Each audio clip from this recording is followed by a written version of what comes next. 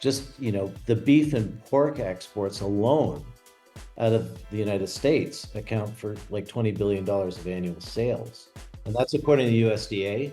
Welcome to MeatsPad. In collaboration with the American Meat Science Association, it's a platform dedicated to share breakthrough knowledge that is accessible to the global meat industry. On each episode, you'll have the opportunity to listen and learn from meat specialists and professionals about the whole meat industry. This podcast is brought to you by the U.S. Meat Export Federation, Ultrasource, equipment and supplies for the meat and food industry, Viscofan Collagen Casings, the best alternative to animal gut casings for a better taste and sustainable sausage making. Hello, meat folks. Welcome back to the MeatsPad podcast. It's your hungry and happy host, Phil Bass, back for yet another week with a member within our global meat trade in part of the industry, Nicholas Walker. Nicholas, thanks for joining today. Oh, Phil, well, thanks for having me on. I appreciate it. Yeah. And for those who don't know, it's pretty exciting. I think this is the first time we've had somebody calling in all the way from Barbados, which is, I believe, a little island out in the Caribbean. Is that right? It is indeed. It's Yeah. a small island in the Caribbean. Yeah. Well, I appreciate you joining.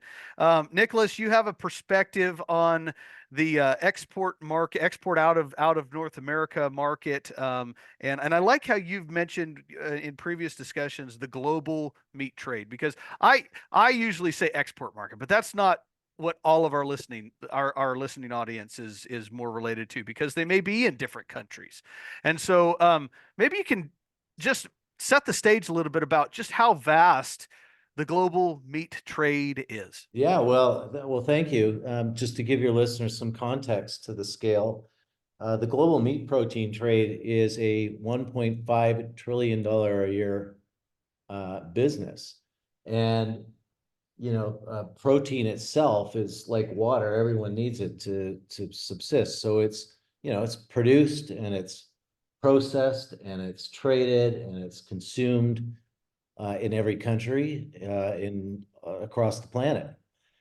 So it is a very large industry, and I'd like to say that to this day, the way that these proteins are sold and purchased it relies on analog means to do that, and also to fulfill the meat protein transactions. What I mean by that is getting meat moved from one part of the country to another, or across the country, or across international boundaries and around the planet.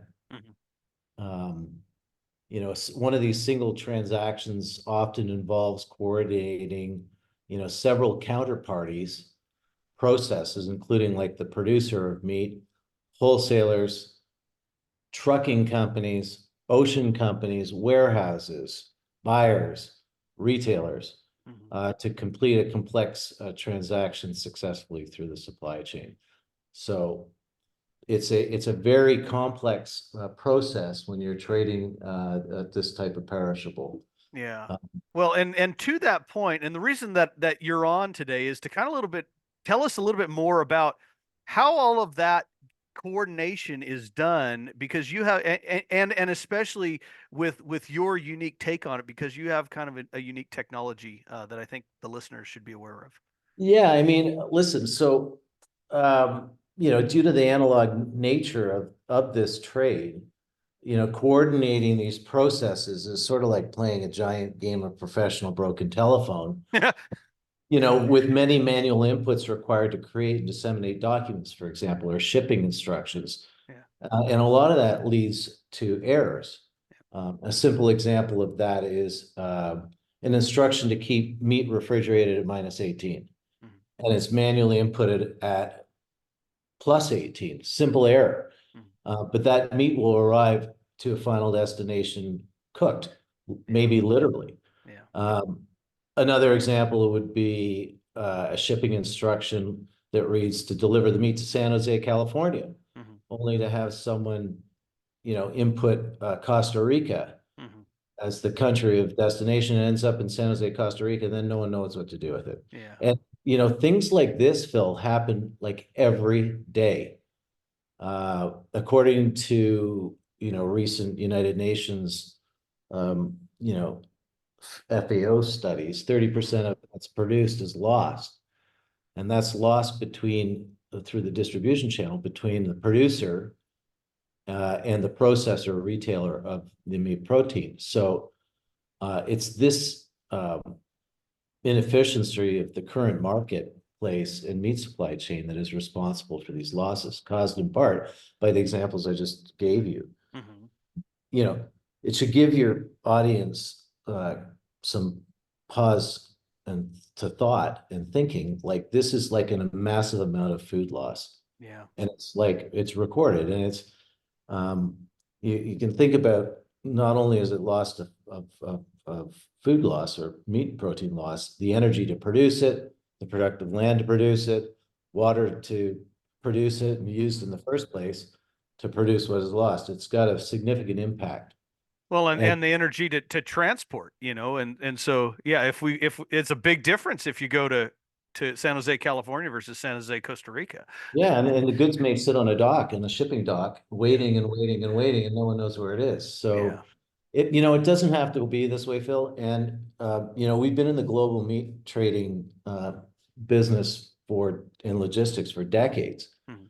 And in 2015, TradeCafe hired a bunch of smart ex-Google programmers and senior architects to look at and to digitalize every inefficient analog process of the meat supply chain, with a goal to create a fully digitalized clearinghouse for meat proteins. Mhm. So, we created some web and mobile apps available through the Google and App Stores, first and only to sort of serve the needs of this global protein industry. And Mhm. our objectives to this were not only to accelerate the volume of meat protein transactions by matching, producer and a processor or retailer needs instantaneously at good market prices, and to finance and fulfill all the transactions through the supply chain, like efficiently and transparently without any food loss. And I must tell you, and this has been qualified, to date, the TradeCafe platform has transacted and financed and fulfilled more than 200,000 transactions with a value of like $2.8 million or something like that across 45 countries without any loss. Wow. And it's without any loss that's really important. It's Yeah. because it happens every day, and it really sort of, the old cliche, what's good for business is also the cliche we use is what's good for business also good for the environment. Mhm. The world's largest protein producers, meat protein producers and processors and retailers recognize the value that this is providing. Mhm.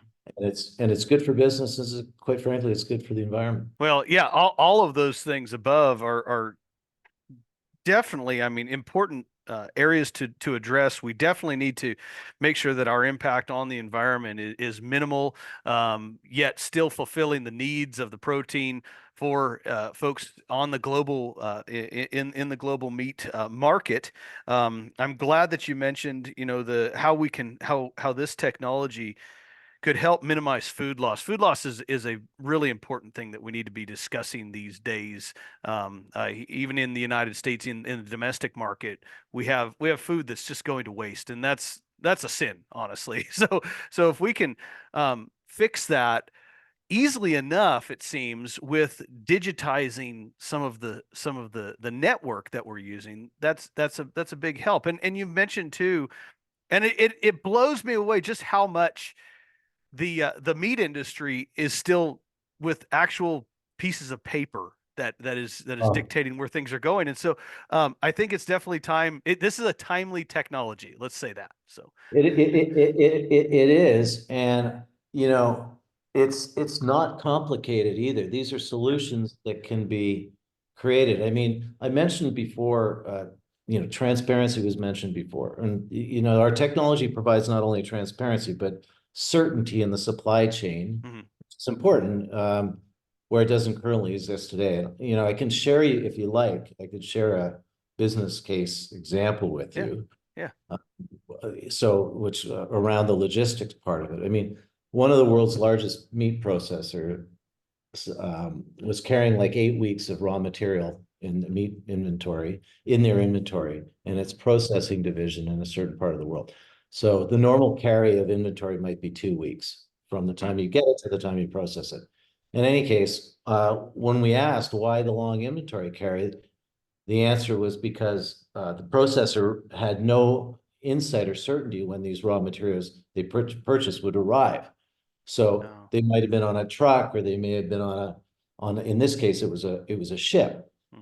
And they, as the client, would have to call their suppliers and ask them where the goods were that they bought. And often than not, they would be told something like, I'll check and get back to you, which was often never. So this processor built their inventory in order not to have one of their processing plants idle with 1,000 people sitting around. Yep. It was, in essence, their insurance policy against lack of certainty and transparency. Mhm. So we said, look, that's like absolutely crazy. And the simple solution to it that we have already is we showed them that any purchase that made on through this platform provided them not only the transparency, but the certainty of delivery, Mhm. but also that the cold chain integrity would be kept through the use of like real-time GPS positioning and cold chain monitoring. So the end result, for this particular group was certainty of delivery within a day. They could pre-clear through the goods through customs because the documents required to do so were provided in the same app.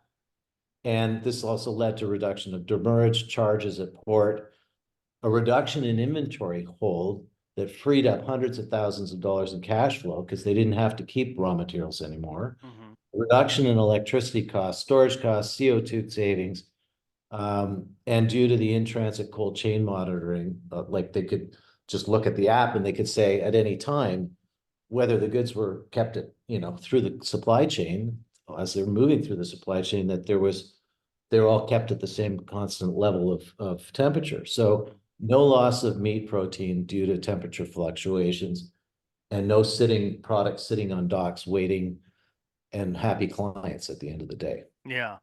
Our meat processors out there could, I'm sure, appreciate the tying up of capital. Like if you're having to build up an inventory to be that insurance policy, as you're saying, your money's not working for you. It's just sitting in a cooler.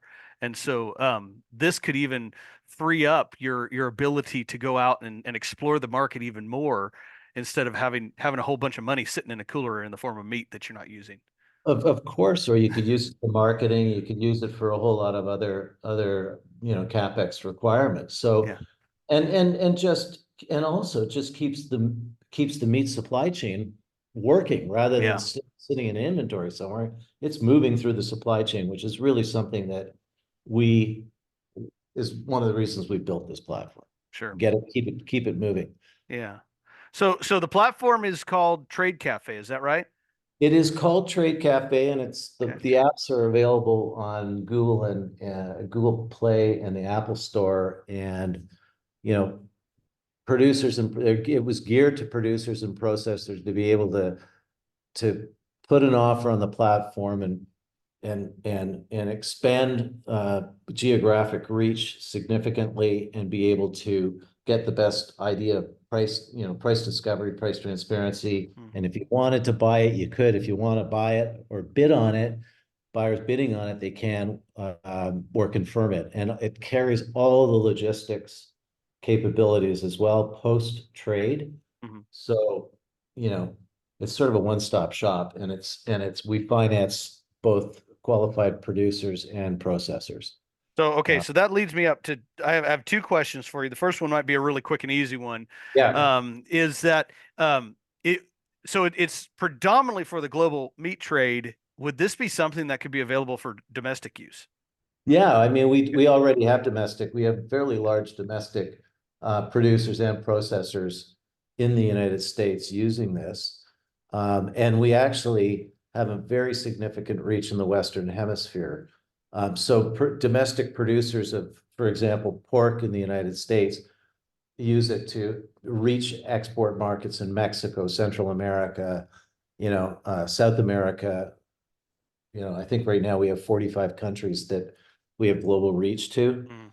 that are using it. So yes, the domestic market uses it quite extensively. That is so cool. And that's great news. So for the I mean we have folks listening all over the globe. Obviously that's how you contacted us, and you're in Yeah. Barbados. You heard about us through the what'd you call it, the BBC World Radio, which We heard it on the BBC World Service. It's how incredible, fun is right? that, guys? And I mean, MeatsPad's made it to the world. So yeah, and we are an American company, and we sure. are a North American company, and I just happen to be in Barbados. I mean, the reach of, in these days, technology is a, significant scale, significant, Yeah.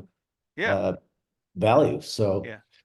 So yeah, yeah, and so here we are now bringing meat up, the actual transaction, the actual delivery of the meat products, kind of more into the 21st century, as you've mentioned. So I said I had two questions. My second one was more for our folks listening from other parts of the world.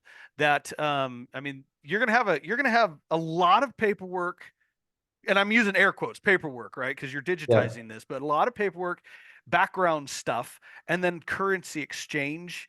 yep. Does this software take care of that as well? Does it help manage all of that? Well, okay, so we used to, I mean, before Trade Cafe for years, we were an analog trading company. We had tons of paper, a Mm, huge amount of paper. mountains of it, Yeah, yeah. we don't have, if you were to see our office, we have zero paper. We use zero paper. All of this stuff's in the cloud. It's secured, it's encrypted, the whole bit. Yeah, The only original documentation that we carry are health certificates typically, and even those things are being digitalized now. sure. AES, the US Customs Service, it's all digitalized already.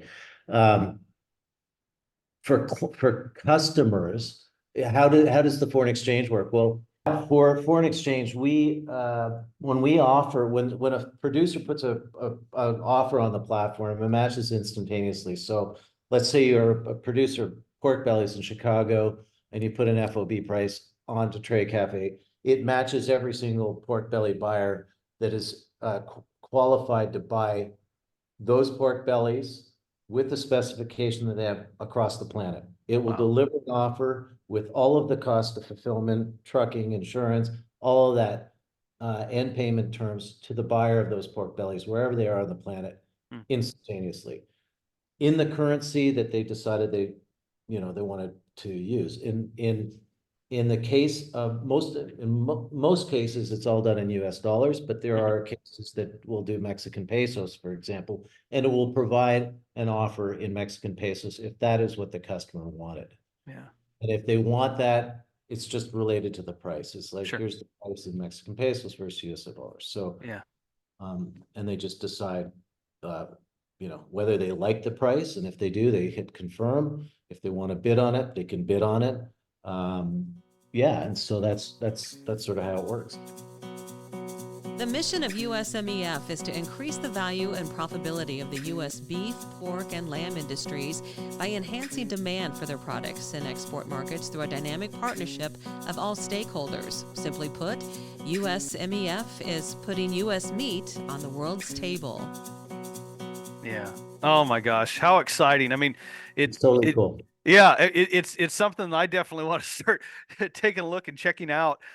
Just because I find the global meat trade exciting. And like I say, I in the past I've always just said export markets, but the global meat trade, it is fascinating, and how we can be connecting folks with high quality protein around the world, and matching the right items. Different cultures, different countries prefer certain things, Yeah, and this exactly. allows for that. And this sort of leads me to the next point. I mean, the US is, one of the largest producers of meat protein on the planet. Mhm. And so when we focused, our efforts have been focused in the Western Hemisphere. A lot of it is out, you know, it's US export markets that, we have a lot of participation on the platform with. Mhm. Um, and, you know, it is, it is a very important, the export markets are really important to the US and North American meat industry. I mean, Yeah. extremely important. I mean, to your listeners, I don't know, I don't know if you had this number put out before on any of your other podcasts, but I mean, just, the beef and pork exports alone out of the United States account for like $20 billion of annual sales. Yeah. And that's according to the USDA. But if you were to add poultry into that equation, it's another 5.5 billion a year. And as you just mentioned, well, sort of what drives that, and the various demands of the export markets are easily supplied by the U.S. meat suppliers. I mean, cuts that are perceived as lower value in the United States domestic market are in higher demand in other countries where these products are preferred and have are significantly higher in value, which in turn bring better returns to the U.S. producers. Exactly. I'd love it if so I want to transition a little bit more into kind of more that big picture of the global meat trade, and maybe talk a little bit about expand more on what you just said. Certain items have Yeah, greater value elsewhere. We as domestic producers, processors, we need to realize that getting into the global meat trade brings an enormous amount of value back to the United States. And what I like to remind a lot of our folks is that it also helps keep our prices, the prices of the items we do prefer, at a more reasonable cost. absolutely. Like, absolutely. So to give you an example, not too long ago, maybe a decade ago or so, I mean, you think about all the offals that are produced from an animal, pig, pork, or beef. A lot of those offals would end up in pet food in the United States, perhaps, in pet food and this is very good. This is good quality product. All of it is great product, but the domestic market said we prefer to have, ground beef for hamburgers, or we prefer to have, a steak on the barbecue, or we like to have bacon, or whatever. But they had to, when they sacrifice the animals, they have to, they have to consider everything in that phrase. So Everything. Yep. to your point, people started looking outside. Well, for example, in Mexico, Yeah. what are the maybe preferred sort of things there outside of even a lot of the consumers there buy high quality beef, but some of the market, it's a big marketplace, and a lot of, there's traditional meals that are made with, whether it's beef livers or beef tripe Yeah. or inside skirts or things that are of really high volume, very high quality, but are of significantly more value in the Mexican market than they are in the United States. Yeah. That's just one example. I mean, there's lots of them. Yeah. And Tongue in Southeast Asia. I know. I yeah, just gave I like to give a little talk about byproducts in my meat science class, and the difference in tongue here domestically versus in Southeast Asia. I think it's about a threefold amount if we can put it on a boat and get it across the Pacific. So yeah, and it might even be worth as much as tenderloin. sure. Yeah. I mean, in those markets, Yep. maybe, Yep.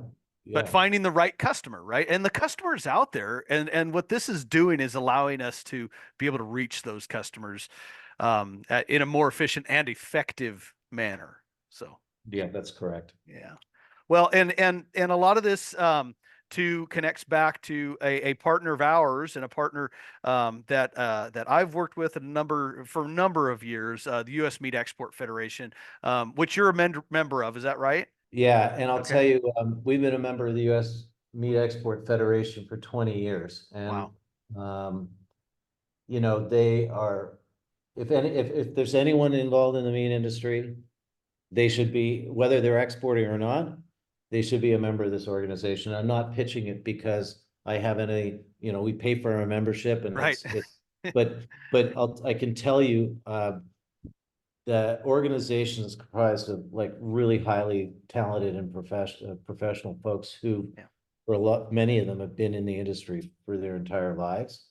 Um, they're committed to marketing and the growth of the U.S. meat industry, in particular the marketing of proteins to the international marketplace.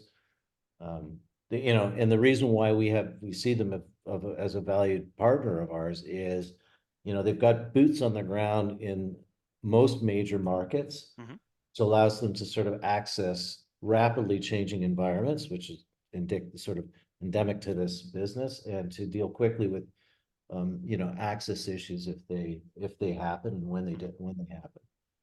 Yeah, It- I've been at the table at times when with just eating lunch with folks with who work for USMEF, and there may have been some type of market hiccup on the other side of the world, and they just quickly say, "Excuse me, I gotta go. Livers aren't selling in X country right now," yeah, it's and like, that right. can't happen, right? So Yeah, it's like Superman. It's like Superman. they We're really out of are. here. They really are. Yeah, And literally they do fly in yeah, because they have to. yeah. And I mean, so they've been, and they work very well with industry pros like ourselves who also are, we've got a lot of stuff at risk on, either on the water or Yep. going whatever. So, we work very closely with them. They're very strong advocates of their members' interests. They always seek to add value to their members. So, you know, I They're just think, yeah, I just think they're really, anyone who's in that interested in exporting, yeah. that's a place to start for Well, sure. and like you've already mentioned too, for those who aren't even in the export business, maybe you're too small. We have a lot of smaller processors out there. Just connecting with them and finding out ways of getting information from U.S. Meat Export Federation helps you better understand the greater market, and maybe helps to understand what's happening in your small regional domestic market, right? A hundred, It's no, all but connected. 100%, Yeah. because yeah, 100%, because the pricing is definitely connected. Yep.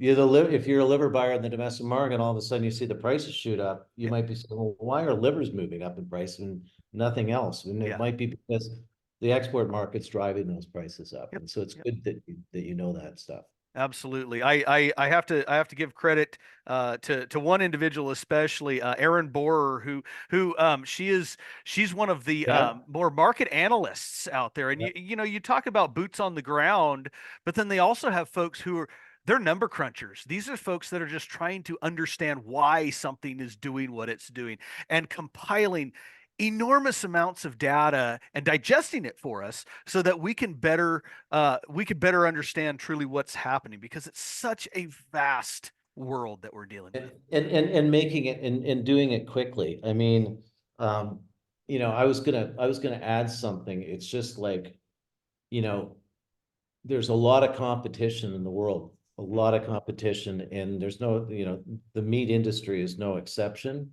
Yeah. And I think that every advantage has to be used to gain the edge.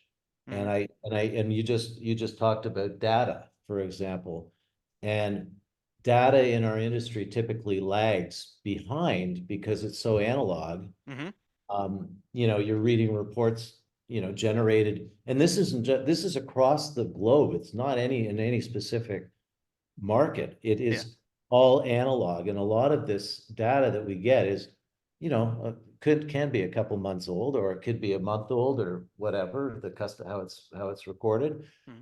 And so, you know, marketing to the export markets and marketing even to the domestic markets, um, will be really, I mean, extremely important continue to stay competitive in Yeah. these export markets. And sales to these export markets continues, as I said, to be analog by means of sales teams and telephones, and that is very slow and it's very opaque. Yeah. So I would just say that, those companies like TradeCafe, if there are others out there who have invested in technology and have the skill sets, will be able to scale both the speed and the geographic reach of clients in these markets, whether domestic or even mostly international, Hmm. faster, more efficiently, and providing a better user experience than what exists currently. And these are the types of companies that are technology focused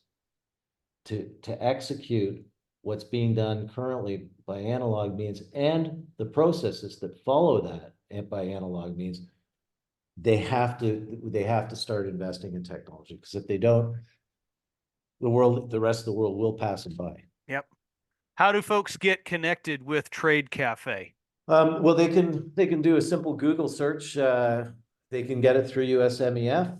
We're members of a number of trade organizations. They can Google it, tradecafe.com, or they can go to the Google Store or Apple or Google Play or Apple Store, and they can search Trade Cafe, the app, and they can register. Okay, excellent. And then one more thing that we like to ask our interviewees is, if you're willing, share a little bit about your story. How'd you get to get into the meat business, and how'd you get to where you are Oh, now? How'd you get to that Barbados? Because that's not a Barbados accent. No, it's not a Barbados accent, but we do a fair amount of business in the region, in the CARICOM area, as well as South America. So it's a good spot as a good medium spot between North America and South America, where we do a lot of our operations. How to get into the meat business? I was supposed to go in the television business, and I worked in a summer as a summer intern at a large trading company, one of the largest in North America. And I started to get intrigued by all the complexities that went on to get meat from a factory Yeah. on one end to a consumer at the other end, either a retailer or a processor. And so I kind of like grew into it, and then I started to become, I became the marketing director and the business development person for this company, and spent a lot of time on the road, understanding the needs of export markets, to what we talked about earlier, understanding cultural requirements or nuances that would say, we need beef feed, and we need, give me, plasma, give me whatever, we need it. And so that really intrigued me. And then I really started in around 2009 to look at, like, it is so inefficient, and there's so many mistakes that are caused by just human intervention in this whole professional uh, telephone game, Yeah. that it was like we needed to make a change, and we invested in that change, and we iterated on that technology a couple of times,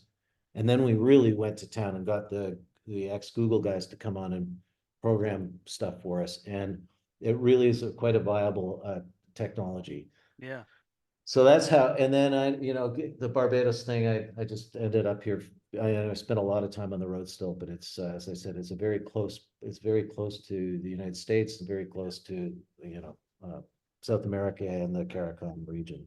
Right. Yeah. Well, I really appreciate your time. I think this is a really cool technology. I want to investigate a little bit more on my side. But any other parting thoughts for the audience before we call it a I, day? I think what you're doing is amazing. I think the meat industry is very little understood by the mainstream, and it's Yeah. very. I think I've looked at some of your previous podcasts, and if you don't know a lot about the industry, this is a really good source to to understand the industry, and you've got some very good people that you've been interviewing, and I really applaud this, and I hope it goes on for a long time.